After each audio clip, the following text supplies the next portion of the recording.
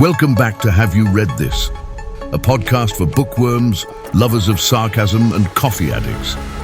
Now here is your host and purveyor of opinions, Jason Morrison.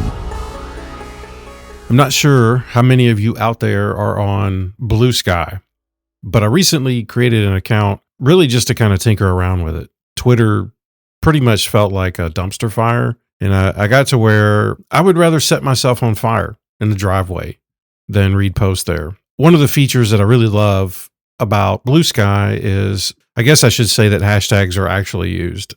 Sometimes you feel like, the heck are they? Does anybody even care about these? But Book Sky, I think, does a great job with these. So I followed Book Sky, and what it does is it gives me a feed that's really just all books, and it acts as a filter point, just removing all of the other garbage that I don't want to see. And I can go back and click on following, and I can discover different posts, and I can read outside of that. But if I really just want to drill down and only see books, then there's an option for that. And so far, I've really liked it. It's generally been an overall positive experience, and it filters out all kind of politics and negativity that I just don't have time for. So if you're on Blue Sky and you get bored, look me up at Have You Read This?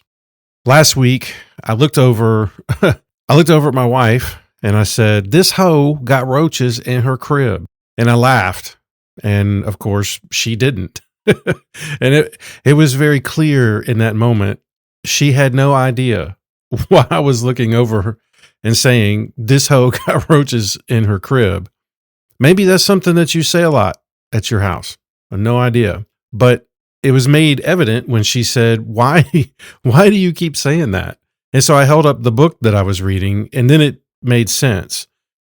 Well, maybe it made a little bit more sense. Maybe she was like, okay, I get it now why you're saying it, but why are you reading that? I don't know. At first, she probably thought I was losing my mind, which is actually a very real possibility these days. But if you're going to tell everyone that you are the type of person that will read anything, then you absolutely have to back that up with evidence. And I found this book, "This Hoe Got Roaches in Her Crib," on TikTok. It popped up on my For You page, and the author, Quan Millz, whose real name is Colby Durden, was showing off the book, and in anticipation of TikTok being banned, he said he was unloading his inventory and signing copies. And I really wasn't sure what to make of the book. But I mean, you got to admit, the title will catch your attention. How do you even forget a title like that? And that's right, you can't. So for those of you who haven't seen this book, and yes, it's a real book, and that's a question that I've gotten from some friends. They were like, "I saw that somewhere. Is that a real thing?" Like, yes, this is a real book.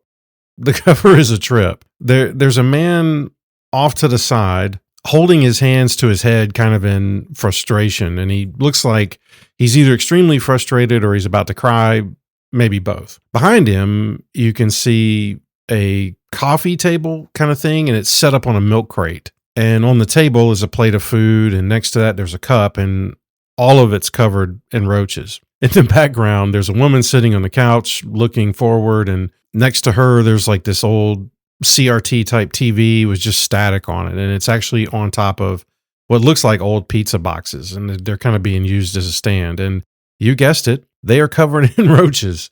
I think the best part about it is, like, in this room in the background, there's Spider-Man curtains. I mean, that's just a fantastic touch. And again, those two are covered in roaches. And like a lot of other people, I think that I picked this up really just because of the title. That's all it took for me. I'm a simple creature. What can I say? But looking at the cover and reading the title, really my first assumption was that this is first going to be an easy book to stereotype. And second, this is total crap. I mean, who names a book like this? I just don't get it. Who comes up with such an insane cover for it? And clearly, you're just trying to sell something, and there's garbage inside, and the only way that you can get our money is some ridiculous plot like this. And I read the first page, and I remember thinking, yep, you were absolutely right to stereotype this, and this is going to be 300-something pages of useless crap. One reviewer said that the beginning is ratchet, which in a way, it kind of gave me a feeling of justification, but it sets the tone for the book. I mean, after all, if you're about to go swimming and you dip your toe in the water and you say, wow, that's freezing cold, you know what your swim is going to feel like. But since reading this, I've had several people laugh and ask me what it was really about. Is this a real book? Is this just a joke? There seems to be some kind of mystery about it. Is it good? Is it comedy? Is it murder? Is it thriller? Horror? What is it? And I don't know if I would label this necessarily as comedy, though Millz certainly has a sense of humor that he frequently injects into the story. And I guess picking up the book and looking at the cover, I felt like a lot of people probably would have, and that to say my expectations were not very high. I mean, look, I knew this wasn't going to be Cormac McCarthy. So anyway, the book. The story follows a handful of characters. The first that we meet is Fred Quisha. Fred Quisha's Section 8 apartment is riddled with filth and, of course, roaches. She has 3 kids, all by different fathers, and her priorities are primarily getting money, whatever way she can, smoking weed, and drinking. One of Fred Quisha's kids, a 6-year-old girl named Maya, is the subject of physical and verbal abuse at the hands of her mother. Maya's father, Austin, is in jail, but he's looking to get out in a few months. Because he's in jail, it's pretty much prevents him from doing anything to help the situation. So Austin's mother, Dolores, enters the picture and does what she can to try and rescue Maya from Fred Quisha's custody. Now, the synopsis in part reads, "This book is another episodic chronicle born out of the dark, gritty social drama storytelling talent of urban fiction mastermind Quan Millz. This hoe got roaches in her crib. Will deliver a gut-punching blow to those who don't understand the many trials and tribulations single fathers go through to rescue their children from manipulative, ratchet women who use the family court system to their advantage." Obviously, the synopsis doesn't want to give away the entire story, and I don't want to either. But I will say that the synopsis doesn't cover the entire story. There are several more characters that Millz brings into the story, and I'd say the plot line is actually it's more developed than I initially expected. Normally, when I put together these episodes, I like to go through and highlight quotes that I feel like have moved me while I was reading the book, but the language here was pretty rough, and I felt like that had I used too many quotes, this episode might end up getting pulled or canceled. But I believe that some readers will not be able to get beyond that. I think the language will just be too much for them. Mill's heavy use of violence and profanity in the dialogue, I don't believe is by accident. In fact, you're hit with it in the first sentence of the first page. Millz sets the tone right there from the start. I believe that this has to be intentional, wanting readers to understand the environment that his characters are set in. A mother prioritizing drugs and sex over the care of her children has to be coupled with tough language to really hammer home the point. It reminds me in some ways of Tampa by Alyssa Nutting. There were so many people that just couldn't get over the graphic nature of that book. And because of that, I think they missed the greater point that she was trying to make of a female predator and a male victim. And I think with this book, there's going to be a lot of people that just hear this language and the environment, and they're going to miss the story. They just can't get past that and see what actually lies underneath. And that is a well thought out, and I've found an interesting storyline. In fact, I think at one point I was like, all right, I am all in. I am fully invested, and I just had to know how this one would end. And it was difficult for me to put down. And I think like halfway through, I thought I knew what was going to happen. And then there were some things that took place which really made me question that. And even though I said that it was difficult for me to put down, I don't want you to get it twisted. There were some really tough spots in the book. They come for me primarily both the dialogue between the characters and the scenarios which Millz put the characters in. And I really, really, really would love to pull some quotes here, but just in case my mom's listening. Thought I would leave that up to readers to discover for themselves. So you're welcome, Mom. What plagued this book for me, though, and I think this is probably one of the two negatives that I found about it, was that there were a lot of errors that stood out. And I can usually ignore corrections and things like that. I mean, they pop up every now and then, and you see them, you kind of discard them, but these popped up frequently enough for me to have taken notice.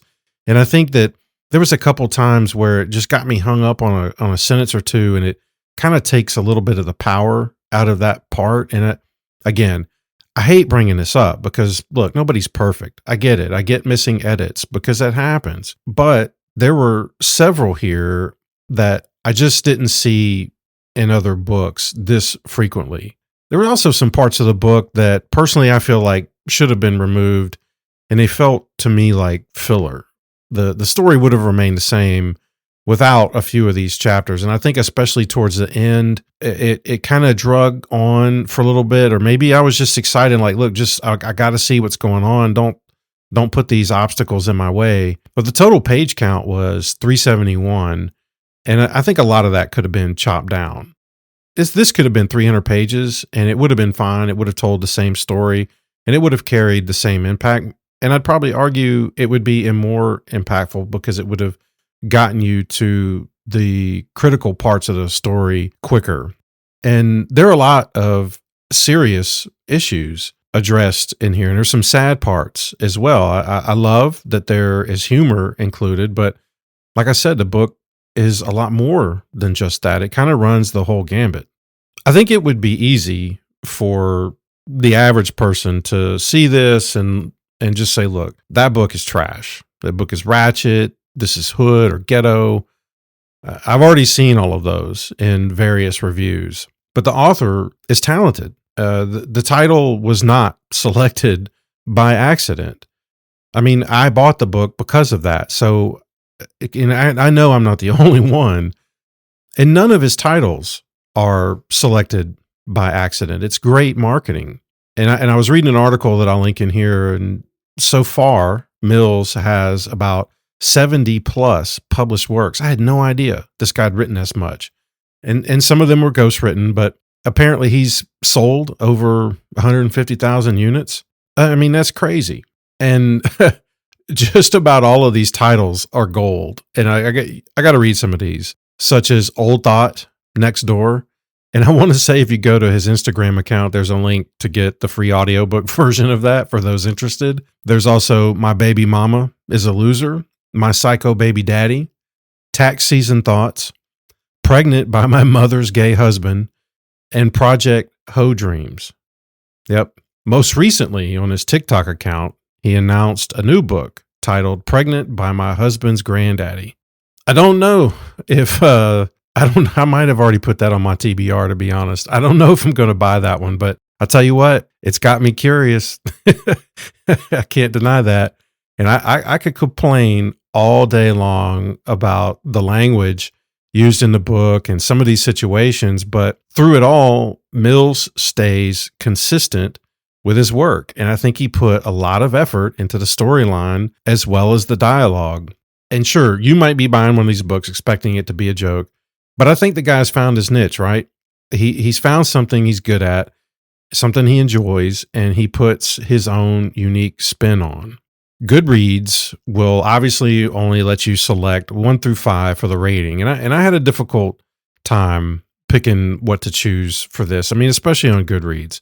And I think ultimately I went with a 3, just some of the dragging on and the errors just kind of stood in the way for me a little bit. And the ending wasn't bad, but there was some stuff that I felt like were kind of left out. So those of you that have read this or will read it, I'd love to hear what you think about the ending. But on Storygraph and Fable, you can kind of go partial ratings. So I went a little bit higher than that. To me, it wasn't quite a 3, but it wasn't quite a 4. Yeah, I'm using all 3 of those platforms right now. But look, I'm only doing it for this year, because I plan on doing a comparison at the end of the year, sharing all of that sometime around December. So people ask me what the book is about. I believe they see the title. You see the ridiculous cover, and they're essentially asking, is the book any good? This work won't stand next to well-known literary giants, but that does not imply that it's bad. It's just different, and that's okay too. And so for those out there that read this and love it, you're in luck, because apparently there is a sequel. And on a different note, as I wrap this up, I just finished Memorial Drive by Natasha Trethewey. And that has to be one of the most powerful memoirs I've finished in a while. I'd highly encourage you to go check that out if you're into memoirs. And the other night, I started reading Hog by Samuel Delany, a book said to be America's most unpublishable novel. I'm about 60 pages in, and I can absolutely see why. Those that have read it said that it's worse than Cows by Matthew Stokoe. And that Cows is probably, I would say, the most intensely graphic and grotesque book I have ever read. And so far, this one is really pushing me to a limit.